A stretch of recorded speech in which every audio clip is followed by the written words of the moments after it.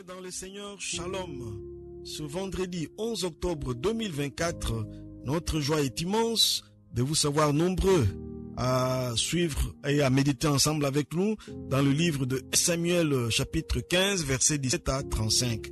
1 Samuel 15, 17 à 35. Nous allons ensuite répondre à 3 questions tant que il sera possible.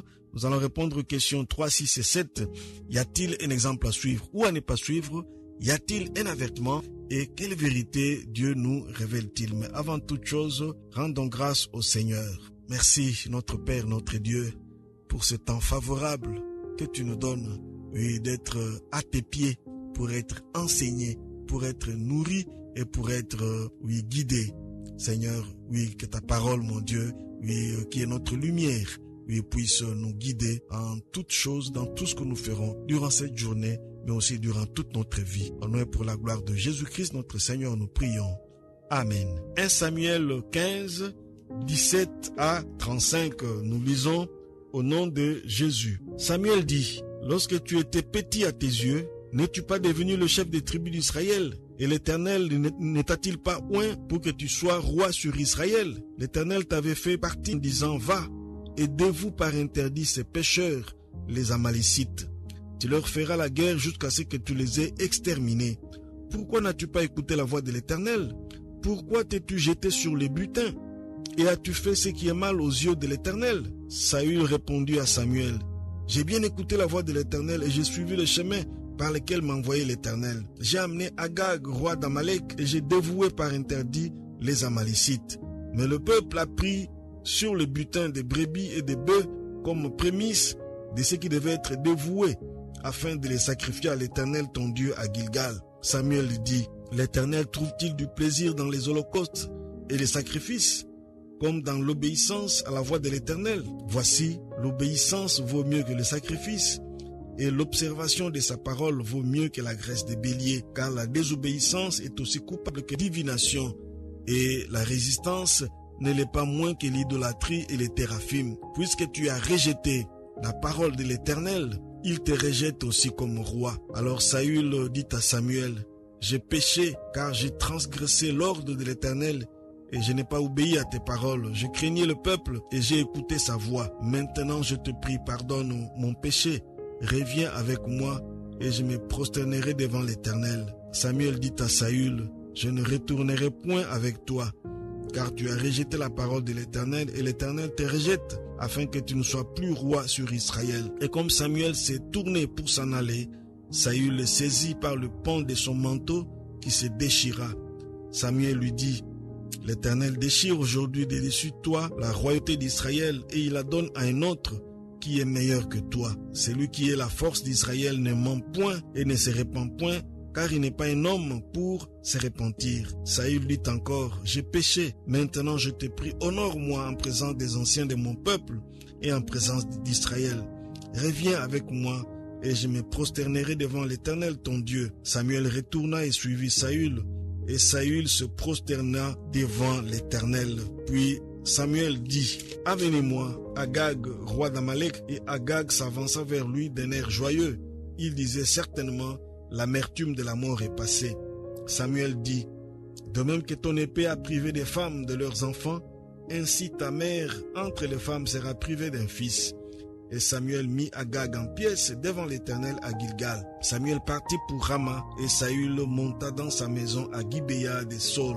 Samuel n'alla plus voir Saül jusqu'au jour de sa mort, car Samuel pleurait sur Saül parce que l'Éternel s'est repenté d'avoir établi Saül roi d'Israël. Voilà, bien-aimés, ce passage que le lecteur de la Bible nous propose pour cette journée de vendredi 11 octobre 2024. 3 questions nous sont aussi proposées. Y a-t-il un exemple à suivre ou à ne pas suivre? Y a-t-il un avertissement? Et quelle vérité Dieu nous révèle-t-il? Oui, l'exemple à ne pas suivre. Oui, là nous voyons Saül, oui, qui a désobéi, oui, à l'ordre de l'Éternel, mais qui s'entête à vouloir se justifier. Oui, parce que Samuel lui dit, « Lorsque tu étais petit à tes yeux, n'es-tu pas devenu le chef des tribus d'Israël ?» Ainsi de suite. Mais voilà ce que Saül répond au verset 20. J'ai bien écouté la voix de l'Éternel et j'ai suivi le chemin par lequel m'envoyait l'Éternel. J'ai amené Agag, roi d'Amalek, et j'ai dévoué par interdit des Amalécites. Voilà, on lui fait des reproches, mais il fait semblant de ne pas comprendre. Et il dit, j'ai écouté la voix. Or, non, il n'a pas écouté la voix. Il a fait le contraire de ce qu'on lui fait comme reproche. Et pire encore, exemple à ne pas suivre, oui, pour un leader, pour un responsable. Voilà Saül qui dit, non, j'ai transgressé l'ordre, c'est vrai, mais parce que j'ai eu peur. J'ai eu peur du peuple. Mais comment un roi, celui qui règne, peut-il avoir peur de ses sujets? Voilà comment Saül, se dénigre lui-même. Parce que là, il montre vraiment que non, mais il ne valait pas la peine de devenir roi en Israël. Voilà ce qu'il dit pour se justifier au verset 21. Mais le peuple a pris le butin des brebis et des bœufs comme prémisse de ce qui devait être dévoué. Et c'est le peuple. Donc lui, il veut se dédouaner pour dire que non, s'il y a eu ces bévues qui ont été commis, ce n'est pas lui, mais c'est le peuple. Et voilà encore plus loin. Oui, au verset 24, Saül dit à Samuel, j'ai péché, j'ai transgressé l'ordre de l'Éternel et je n'ai pas obéi à tes paroles. J'ai craigné le peuple et j'ai écouté sa voix. Voilà un roi qui en fait est en train de vouloir se dédouaner, mais qui ne fait que s'enfoncer. Un responsable ne peut pas dire que j'ai eu peur du peuple. Non. Comment un responsable qui doit lui donner la voie à suivre, donner l'exemple, peut-il se cacher derrière le peuple, derrière ces sujets pour dire que non, je crains. Non, c'est lamentable, c'est malheureux de voir un roi qui désobéit, mais qui continue à se dévaloir, en donnant des arguments qui ne tiennent pas debout. Oui, il aurait pu vraiment se repentir et d'une repentance sincère. Peut-être que le Seigneur pouvait revenir de sa décision pour le pardonner et le maintenir. Mais là, il est allé trop bas, parce que il dit, j'ai péché, mais j'ai transgressé l'ordre de l'Éternel, je n'ai pas obéi, j'ai craigné le peuple et j'ai écouté sa voix. C'est malheureux, comme justification, comme argument. Donc, exemple à ne pas suivre. Quand on est responsable, quand on est leader, quand on est chef, on prend ses responsabilités. Et quand on est tombé, on assume.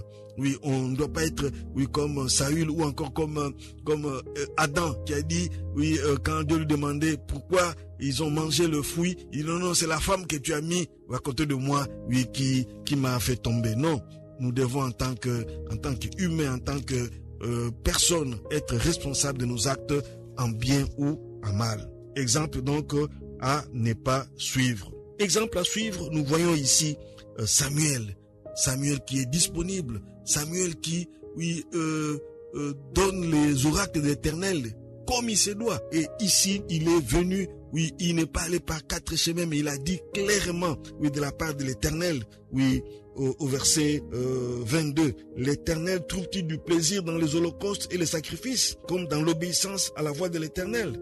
Voici, l'obéissance vaut mieux que le sacrifice. Là, c'est la parole de l'Éternel.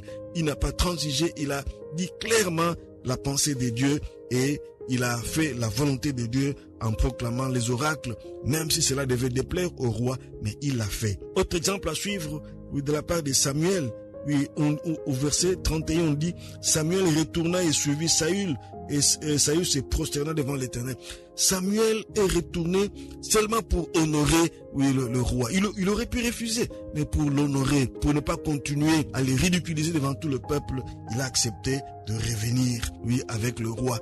Mais il est revenu non parce qu'il était d'accord avec lui, mais c'était tout simplement l'honorer, parce que, nous devons respecter l'autorité, même quand nous ne sommes pas d'accord avec ce que fait l'autorité. Et nous voyons au dernier verset, Samuel continue à pleurer sur Saül parce que l'Éternel s'est repenté d'avoir établi Saül roi d'Israël. Il continue à pleurer, et ces pleurs-là, c'était comme une prière d'intercession. Il continue à intercéder pour que Dieu fasse grâce. Mais le Seigneur a maintenu sa décision.